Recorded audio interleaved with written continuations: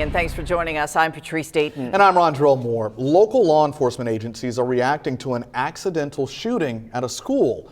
We told you yesterday a sheriff's deputy accidentally fired his gun, hitting a South Vermilion High School student.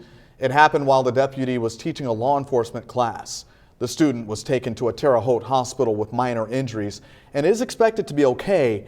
Meanwhile, the deputy has been identified as Tim DeSpinett. He's a 19-year veteran of the office. He's currently on administrative leave.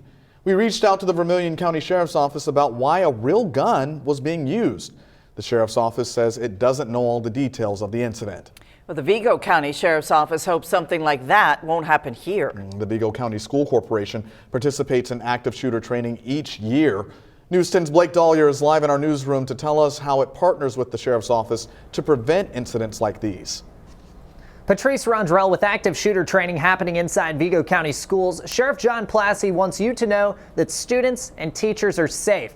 He says that's especially important when dealing with guns inside of schools.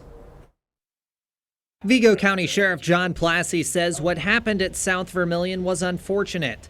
He's glad it didn't end up worse than it did. I don't want to, criticize or judge another agency. I know, they had an accident up in Vermilion, and I'm glad that the student wasn't injured more than he was. To prevent any gun-related accidents in Vigo County schools, the Sheriff's Department says they're taking steps to keep your kids safe. The first step is using plastic guns or SIM guns. We've been using, SIM munitions for many years, and the one good thing about the SIM gun is, it's blue. It's really distinguishable.